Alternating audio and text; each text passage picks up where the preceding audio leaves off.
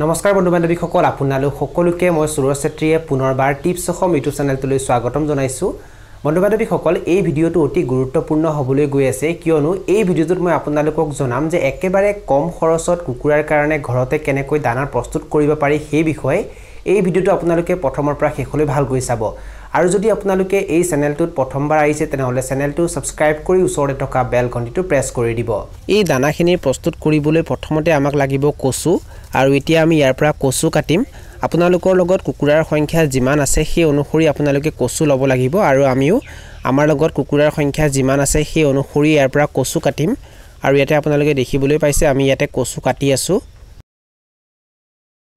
এই দানাখিনি প্ৰস্তুত কৰিবলৈ দ্বিতীয়তে আমাক লাগিব চাউল আৰু আমি ইয়াতে 1 কেজি চাউল লৈছো আপোনালোকৰ লগত যদি কুকুৰাৰ সংখ্যা বেছিকৈ আছে তেতিয়া আপোনালোকে চাউল বেছিকৈ ল'ব লাগিব আমি ইয়াতে 1 কেজি চাউল লৈছো আৰু এই চাউলখিনি এতিয়া আমি ভালকৈ ধুই লম এই চাউলখিনি যেহেতু আমি ক্ৰয় কৰিছো সেই কাৰণে এই চাউলখিনি প্ৰথমতে আমি ধুই লম তাৰ পাছত কি কৰো সেই বিষয়ে যদি আপোনালোকে জানিব বিচাৰিছে তেনেহলে এই ভিডিঅটো আপোনালোকে শেষলৈ ভালকৈ চাব আৰু আপোনালোকে দেখিবলৈ পাইছে আমি ইয়াতে চাউলখিনি ভালকৈ ধুই আছো এই চাউলখিনি ভালকৈ ধোৱাটো অত্যন্ত প্ৰয়োজন কাৰণ চাউলটো যেহেতু বাহিৰৰ পৰা অনা হৈছে আৰু এই চাউলখিনিয়ে যাতে কুকুৰাৰ একো অনিষ্ট সাধন কৰিব নোৱাৰে তাৰ কাৰণে চাউলখিনি ভালকৈ ধুব লাগিব চাউলখিনি ধোৱা সম্পূৰ্ণ হৈ গল আৰু এতিয়া আমি ইয়াতে জুই লগাই আছো আৰু ইয়াতে আপোনালোকে দেখিবলৈ পাইছে আমি ইয়াতে চাউল কেৰাহীত বহাই দিছো আৰু এই চাউলখিনি আমি প্ৰায় 5 মিনিট সময় ইয়াতে সিজাম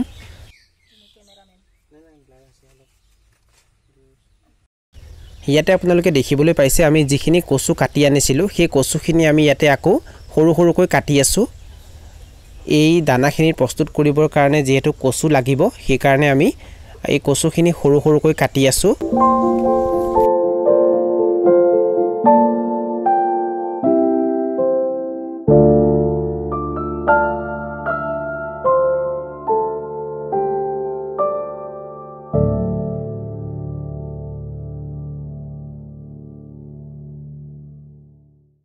আমি কচুখিনি সৰু সৰুকৈ কাটি ললো আৰু এতিয়া এই কচুখিনি আমি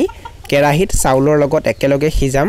এই চাউলখিনি আমি প্ৰায় 5 মিনিট সময় সিজালো আৰু এতিয়া আমি ইয়াতে কচুখিনি দি দিছো আৰু এতিয়া আমি এই চাউলৰ লগত কচুখিনি একেলগে সিজাম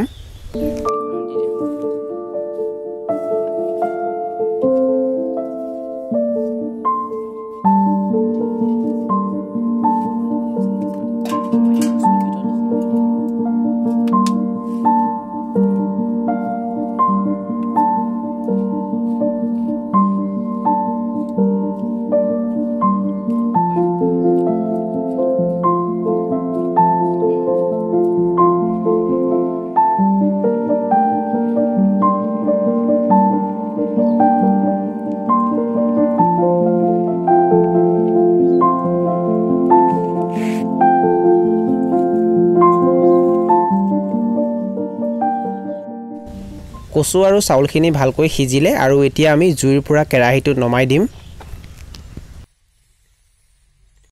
এই দানাখিনি প্ৰস্তুত কৰিবলৈ আমি ইয়াতে প্ৰায় 1 কেজি ধানৰ মলিও লৈছো আৰু এই ধানৰ মলিত আমি সিজাই থোৱা চাউল আৰু কচুখিনি ভালকৈ মিহলি কৰি দিম আপোনালোকে যদি ইচ্ছা কৰে এই দানাখিনিত ভিটামিনো মিহলি কৰি দিব পাৰে আপোনালোকে মাল্টিষ্টাৰ ভিটামিন বা ভিমাৰেল ভিটামিন মিহলি কৰি দিব পাৰে যদি আপোনালোকে ইয়াতে ভিটামিন মিহলি কৰি দিয়ে তেতিয়া দানাখিনি আৰু উৎকৃষ্ট হৈ পৰিব আৰু ইয়াৰ পৰা কুকুৰাবোৰে বিভিন্ন ধৰণৰ নিউট্ৰিচন লাভ কৰিব আৰু ইয়াতে আমি এতিয়া অলপ পানী দি দিছো পানী বেছিকৈ নিদিব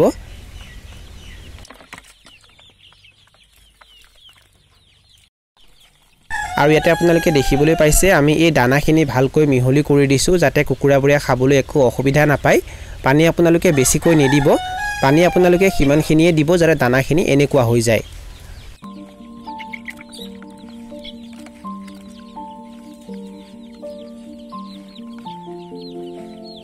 আৰু এতিয়া এই দানাখিনি সম্পূৰ্ণৰূপে তৈয়াৰ হৈ গল আৰু এতিয়া এই দানাখিনি আমি কুকুৰাবোৰক খাবলৈ দিম এই দানাখিনি কুকুৰাবোৰে খায় নে নাখায় সেই বিষয়ে যদি আপোনালোকে জানিব বিচাৰিছে তেনেহলে ভিডিঅটো শেষলৈ ভালকৈ চাব আৰু ইয়াতে আপোনালোকে দেখিবলৈ পাইছে আমি এই দানাখিনি কুকুৰাবোৰক খাবলৈ দি দিছো আৰু কুকুৰাবোৰে এই দানাখিনি বৰ সুন্দৰকৈ খাই আছে যদি আপোনালোকে দিনৰ এটা সময়ত কুকুৰাবোৰক এনেকুৱা ঘৰত প্ৰস্তুত কৰা দানা খাবলৈ দিয়ে তেতিয়া আপোনালোকে দানাৰ খৰচ বহুখিনি কম কৰিব পাৰিব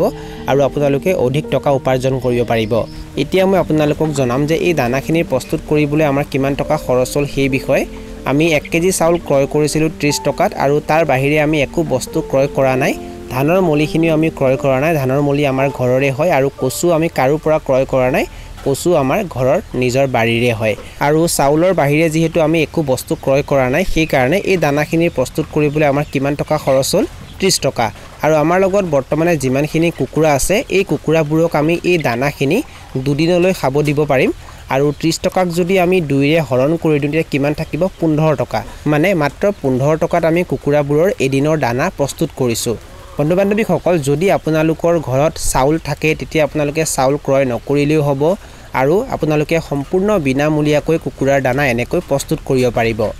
যদি আপোনালোকে 1 কেজি দানা ক্ৰয় কৰে তেনেহলে 1 কেজি দানাৰ দাম প্ৰায় 40 টকাৰ পৰা 50 টকা পৰ্যন্ত হয় কিন্তু যদি আপোনালোকে এনেকুৱা ধৰণৰ দানা প্ৰস্তুত কৰে তেতিয়া আপোনালোকে একেবাৰে কম খৰচত দানা প্ৰস্তুত কৰিব পাৰিব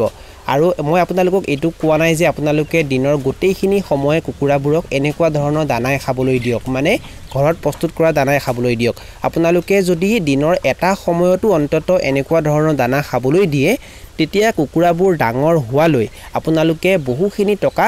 বচাব পাৰিব আৰু সেইখিনি আপোনালোকৰ লাভ হ'ব এইখিনিতে আপোনালোকক এটা গুৰুত্বপূৰ্ণ কথা জনাই দিব বিচাৰিছো যদি আপোনালোকে এদিনীয়া কুকুৰাৰ পোৱালিৰে ফাৰ্ম কৰে তেনেহলে সেই সৰু পোৱালিবোৰক আপোনালোকে এনেকুৱা ধৰণৰ ঘৰত প্ৰস্তুত কৰা দানা খাবলৈ নিদিব সিহঁতৰ বয়স যেতিয়া এমাহ পাৰ হৈ যাব তাৰ পাছৰ পৰাহে সিহঁতক এনেকুৱা ধৰণৰ দানা খাবলৈ দিব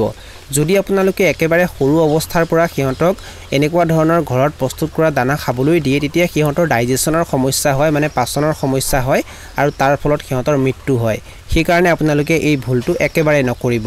বন্ধু বান্ধৱীসকল আমি বৰ্তমানে কি কৰি আছো কুকুৰাবোৰক দিনৰ এটা সময়ত এনেকুৱা ধৰণৰ ঘৰত প্ৰস্তুত কৰা দানা খাবলৈ দি আছো আৰু বাকিখিনি সময় আমি কুকুৰাবোৰক কমাৰ্চিয়েল দানা খাবলৈ দি আছো এনে কৰিলে কুকুৰাৰ দানাৰ খৰচ বহুখিনি কম হৈ যায় আৰু ইয়াৰ পৰা যথেষ্টখিনি লাভ অৰ্জন কৰিব পৰা যায় কুকুৰাৰ দানাৰ খৰচ কম কৰিবলৈ আপোনালোকে ঘৰৰ ধান চাউল সিহঁতক খাবলৈ দিব পাৰে লগতে কলপাত খাবলৈ দিব পাৰে সজিনা গছৰ পাত খাবলৈ দিব পাৰে বা আপোনালোকে যিবোৰ শাক-পাচলি খেতি কৰে সেইবোৰো কুকুৰাবোৰক খাবলৈ দিব পাৰে বন্ধু বান্ধৱীসকল কুকুৰাৰ কাৰণে ঘৰতে কেনেকৈ একেবাৰে কম খৰচত দানা প্ৰস্তুত কৰিব পাৰি সেই বিষয়ে মই বহুকেইটা ভিডিঅ' আপলোড কৰি থৈছো আৰু যদি আপোনালোকে সেই ভিডিঅ' কেইটা চাব বিচাৰে তেনেহলে তাৰ ওপৰত এটা মই প্লেলিষ্টটো বনাই থৈছো আৰু তাৰ লিংক মই ডেসক্ৰিপচন বক্সত দি থৈছো সেই লিংকটো ক্লিক কৰি আপোনালোকে গোটেইকেইটা ভিডিঅ' চাব পাৰে এইখিনি আছিল কিছু তথ্য মই আপোনালোকক জনালো আৰু যদি আপোনালোকে ভিডিঅ'টো চাই ভাল পালে আৰু ভিডিঅ'টোৰ জৰিয়তে কিবা এটা শিকিব পাৰিছো বুলি ভাবে তেনেহলে অনুগ্ৰহ কৰি ভিডিঅ'টো লাইক কৰি দিব আৰু যিমান পাৰে ভিডিঅ'টো নিজৰ বন্ধুবৰ্গৰ মাজত আৰু পৰিয়ালবৰ্গৰ মাজত শ্বেয়াৰ কৰি দিব